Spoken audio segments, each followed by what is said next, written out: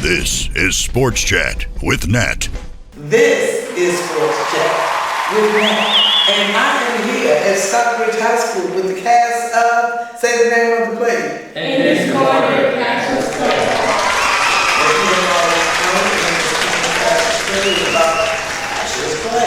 And for us my age, we know that his name turned into what? Muhammad Ali. Now do y'all know when his name changed to Muhammad Ali? Everybody did that research? Mr. Lee? No. Okay, well, tell you what, we're going to do this interview, then we're going to do another interview, and I'm going to find out how much y'all have researched your character. When you're playing a big figure like that, you need to do your research so you know why you are saying your lines. Yeah. So, for instance, you're playing Cassius Clay. all right, and you are Stockbridge. A senior. You're a senior, so you're a senior here in Stockbridge. So is acting in your plans, in your future plans, or what's in your future plans? Not really. I considered it when I was really younger, but I kind of stopped thinking about it. But my future plans are looking like more of a chemical or biochemist engineer. So handsome and smart. Okay. So now, what type of prep have you done? Physical preparation for the character of Cassius Clay. Well, I've been working with the stunt coordinator. He's been teaching me how to throw jabs and duck and dodge, and he also said I have to start doing push-ups and stuff so I can look more bulky when I'm wearing tank tops and shirtless scenes. So. Now, Muhammad Ali had a big mouth, and let me see, I wrote it down. He vocally belittled most of his opponents. Now, the play starts when he's at what age? 12. 12, so he's not doing too much belittling. He probably talking a little stuff right there. But in that you're playing a character that you know now belittled his opponents, appearing to be soft-spoken, how do you get in the mindset to play Cassius Clay?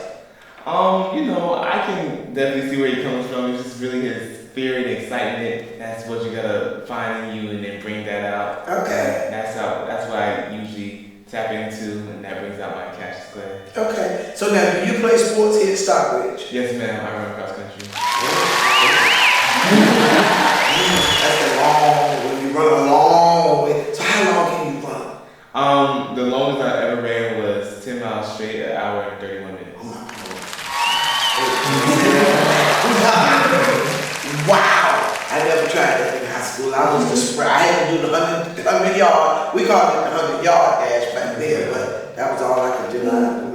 Okay, so you're a senior and you said biochemist. Okay, so young man, you playing what character? I'm playing Joe Martin. And you can start He's also first trainer.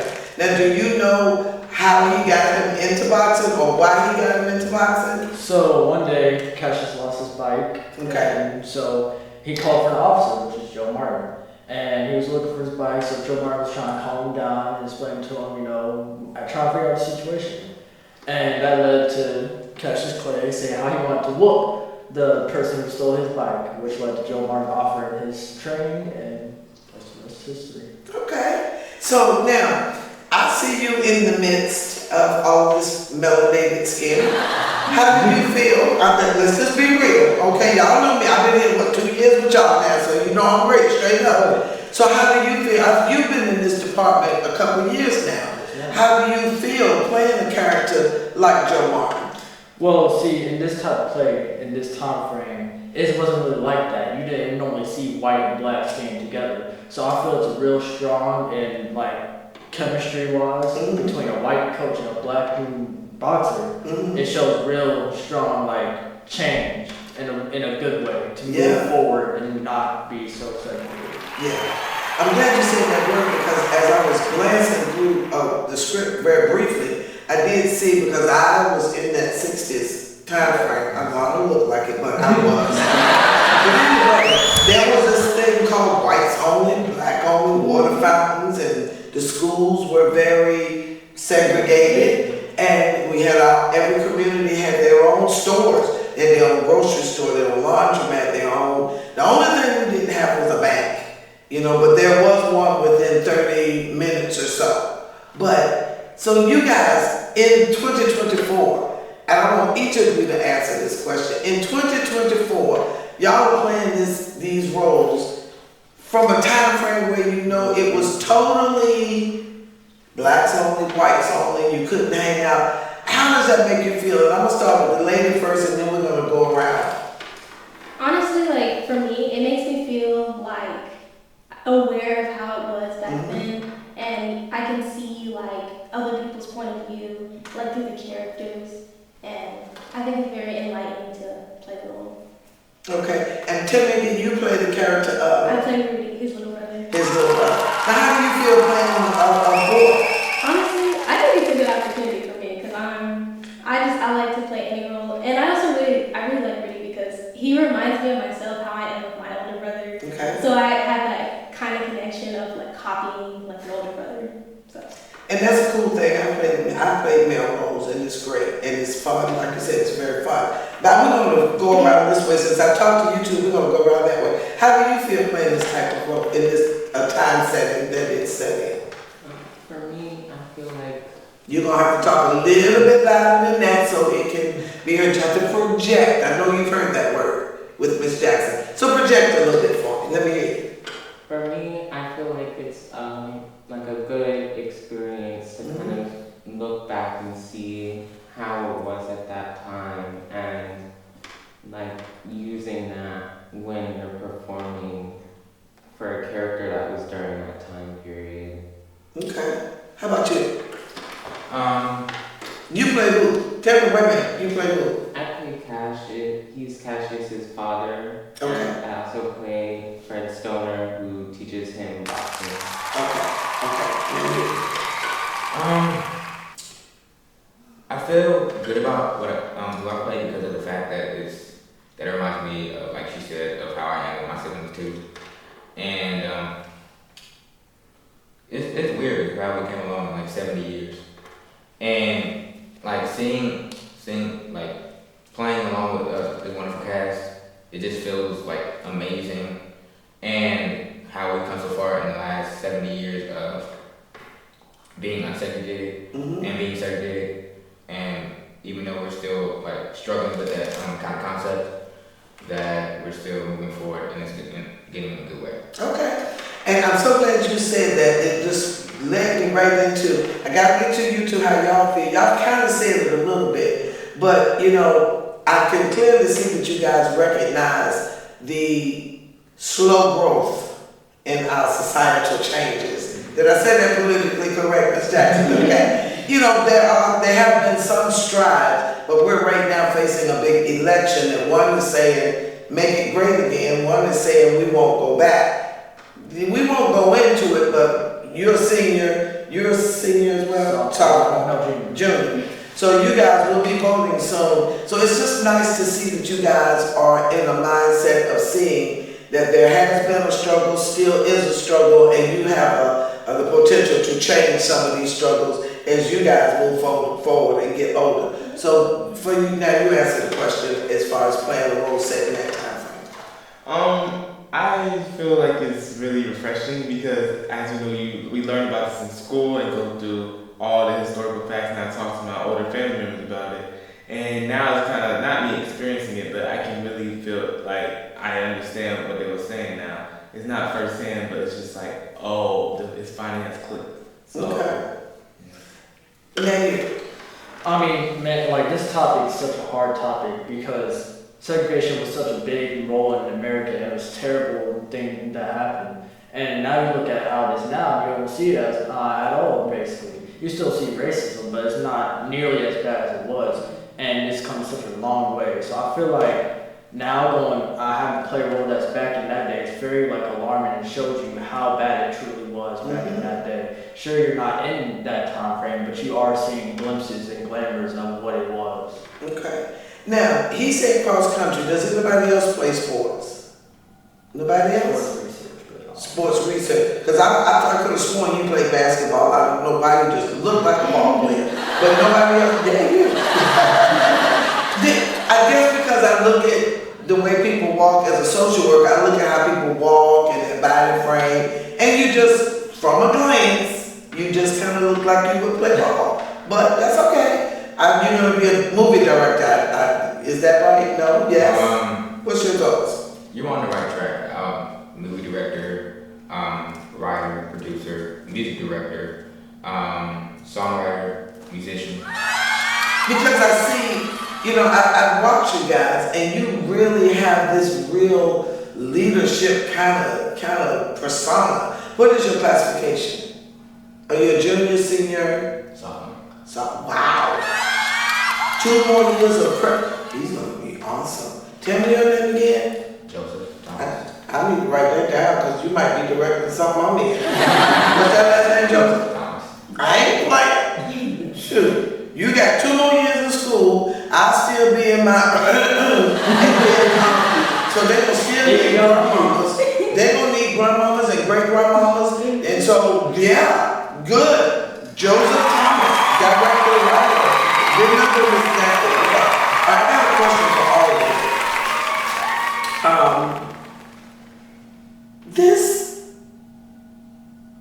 I looked at a couple of lines in the script, and I'm just blown away by the fact that living in that time, to see you guys now doing the play, it's a much different world. So if you could do anything to change how things are, what would you do right now? To change the way the situation is or was, what would you do in this so-called free world now, knowing what you've learned so far about this play? What would you do different? Would you do anything different? How would you do something different if you had the opportunity? I don't want to get too political. No, we don't. Well, let's keep it soft. Keep it not so political. Just keep it soft. Can you say anything or no? I can't really think of anything like soft, like anything like you can change around the community. I can't really think of anything now, but. What would you like to see different if I asked it that way? Is there anything you'd like to see different? Let me think. Anybody jump in? Anybody got anything? Like in this world now, I would definitely like to see stuff change in the fact that because we got so much stuff going on around the world now, people are still experiencing poverty. Indigenous people are still experiencing difficult hardships from all the way back before we even existed. Mm-hmm. Blacks are still going through their Black Lives Matter movement, and we're still going through everything since slavery almost. And it's just amazing that how we've come so far since the 50s Mm-hmm. and since slavery too. But if I had something to do to change everything, I would actually eliminate like racism and poverty because I'm still seeing it like everywhere. The most like the stuff that it appears in most is the news.